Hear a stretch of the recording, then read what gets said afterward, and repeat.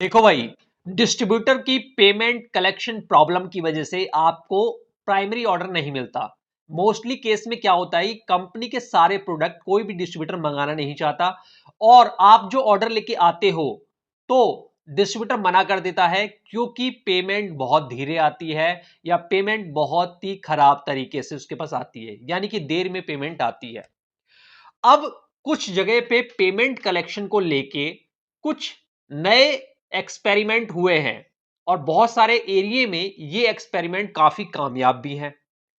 मेरा इन्वॉल्वमेंट बहुत बड़े एरिया में रहता है, इसीलिए मैं आपको बताने जा रहा हूं ये जो नया एक्सपेरिमेंट है पेमेंट कलेक्शन को लेके, इससे आप डिस्ट्रीब्यूटर से प्राइमरी ऑर्डर भी ले सकते हैं और डिस्ट्रीब्यूटर को अगर ये ट्रिक्स बताएंगे तो वो भी इसमें हां कर देगा आपको ऑर्डर देने में। तो क्या चल रहा है अभी देखो, और ये जो भी ट्रेंड चल रहा है वो कोरोना जो काल गया है उसके बाद से ही चल रहा है। कोरोना में काफी सारे डिस्ट्रीब्यूटर ने देखा कि जिस प्रोडक्ट की जरूरत होती है दुकानदार कैश में भी लेके जाता है। जब जरूरत होती है तो कैश में भी लेके जाता है। तो उसी टाइम से बहुत सारे एरिया में और बहुत सारे डिस्ट्रीब्यूटर को यह स्ट्रेटेजी समझ में आई और उन्होंने पेमेंट को थोड़ा सा टाइट कर दिया, यानी पेमेंट कलेक्शन पर बहुत ज्यादा ध्यान देने लगे। और उनका कहना यह है कि ऑर्डर तो जो दुकानदार देगा देगा ही, दुकानदार के अगर पास माल नहीं होगा तो ऑर्डर जरूर देगा, लेकिन अपना जो फोकस है वो पेमेंट कलेक्शन पे होना चाहिए, टाइमली पेमेंट कलेक्शन पे। इसमें दो तीन चीजें करी उन्होंने और ये काफी ज्यादा सक्सेसफुल रहा। कई सारे एरिया में, दिल्ली के कई सारे एरिया में, मैं उत्तराखंड की बात कर रहा हूं, यूपी की बात कर रहा हूं, बिहार की बात कर रहा हूं, नॉर्थ इंडिया के बहुत सारे सिटीज में ये सारा ट्रेंड चल रहा है।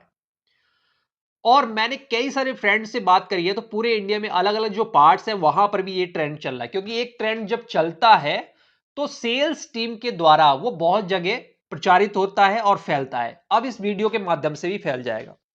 इसमें क्या किया कि मैं एक उदाहरण आपको, एग्जैक्ट उदाहरण जो है एग्जाम्पल देके बताऊंगा ताकि आपको सही समझ में आ पाए। अब मैं गाजियाबाद की बात करूं, गाजियाबाद एरिया में कुछ डिस्ट्रीब्यूटर ऐसे हैं जिन्होंने, हर देखो बीट होता है, बीट प्लान होता है, बीट प्लान के हिसाब से ही आप ऑर्डर कलेक्ट करते हो और पेमेंट लेने जाते हो। तो 6 बीट प्लान होते हैं सप्ताह में और फिर रिपीट होते हैं, और कहीं पर 15 दिन में रिपीट होते हैं, कहीं पर 20 दिन में रिपीट होते हैं। अलग अलग प्रोडक्ट कैटेगरी में अलग अलग चीजें हैं।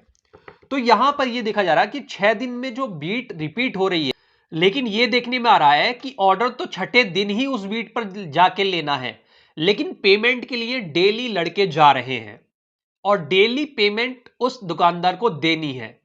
इससे क्या हो रहा है कि सप्ताह में वो 2 बार जाते थे, एक बार जाते थे तो दुकानदार मना भी कर देता था कि जी आज पेमेंट नहीं है, अगली बार ले जाना। तो अगली बार 6 दिन बाद या 3 दिन बाद वहां की विजिट होती थी पेमेंट कलेक्शन को लेके।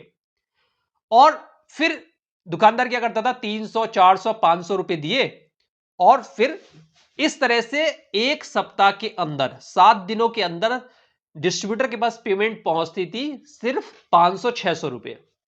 अब डिस्ट्रीब्यूटर ने क्या कर लिया है कि डेली हर एक बीट पर कलेक्शन करने के लिए लड़का जाता है और डिस्ट्रीब्यूटर भी जाते हैं।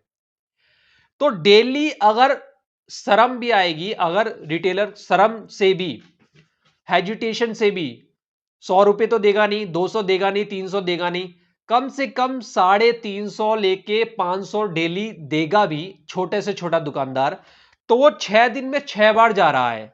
अगर 300 के हिसाब से हम आंकड़ा लगाएं तो 6 × 18, यानी एक सप्ताह में 1800 रुपए की कलेक्शन हो रही है।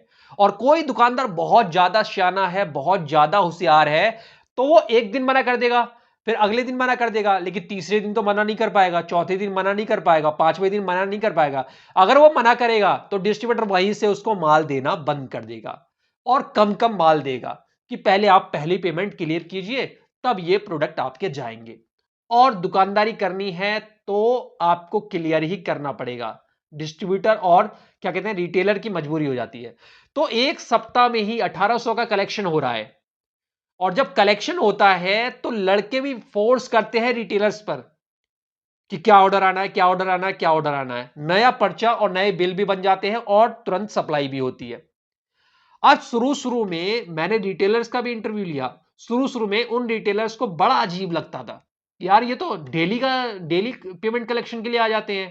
पहले तो ऐसा नहीं होता था, पहले 3 दिन में आते थे, 6 दिन में आते थे, 7 दिन में आते थे। अब डिस्ट्रीब्यूटर ने कह दिया भाई हम तो कलेक्शन के लिए रोज आएँगे।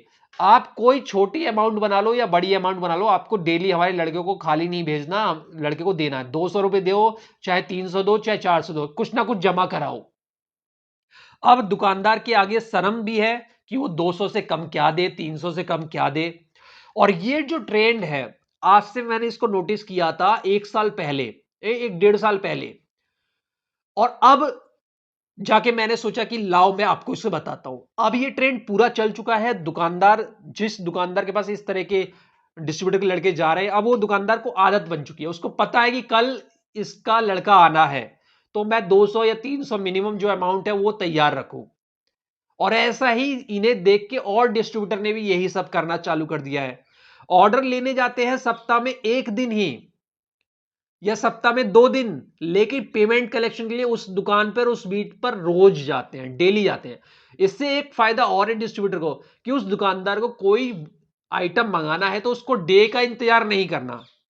वो तुरंत ही ऑर्डर लिखवा सकता है, तुरंत ही ऑर्डर कर सकता है और उसको सप्लाई भी हो जाती है।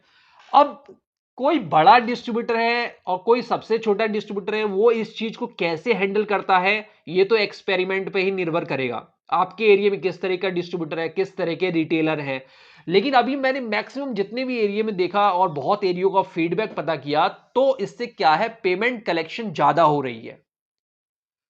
क्योंकि दुकानदार एक दिन नहीं रह सकता, मान लो पैसे देने वाला उस दिन है नहीं, आंटी जी बैठी है, भाभी जी बैठी है, कोई और बैठा है, तो उस अगले दिन उसका वेट ही नहीं रहता था कलेक्शन के लिए। लेकिन अब डेली आते हैं तो एक दिन 2 दिन आप गैप कर सकते हो, कोई बहाना बना सकते हो, लेकिन तीसरे दिन तो देना ही पड़ेगा। अगर सप्ताह में 4 दिन भी दे दिया और 2 दिन बहाने बना दिए तो 4 तियां 12, 300 के हिसाब से 1200 की कलेक्शन हो गई। और पहले कहां होती थी, 400 500 रुपए की कलेक्शन मुश्किल से। तो एक दबाव भी रहता है रिटेलर्स के ऊपर, और डिस्ट्रीब्यूटर के पास पैसे भी आ रहे हैं। तो डिस्ट्रीब्यूटर के पास पैसे आ रहे हैं तो वो माल भी तुरंत सप्लाई कर रहा है और प्राइमरी ऑर्डर भी दे रहा है। तो ये वाली जो ट्रिक है वो अपने डिस्ट्रीब्यूटर और उसके एरिया को देखिए, उससे डिस्कस कीजिए और ये ट्रिक अपनाइए। मैक्सिमम बड़ी से बड़ी कंपनी के डिस्ट्रीब्यूटर की बात कर रहा हूं मैं, और छोटी से छोटी कंपनी के डिस्ट्रीब्यूटर की बात कर रहा हूं, ऐसा ही पैटर्न चल रहा है। तो आप देखिए कि आपके एरिया में क्या ये पॉसिबल है। इससे क्या होगा, आपकी प्राइमरी भी बढ़ेगी और मैं कायदे से बता रहा हूं आपकी सेकेंडरी भी बढ़ जाएगी। एक्सपेरिमेंट करके देखिए।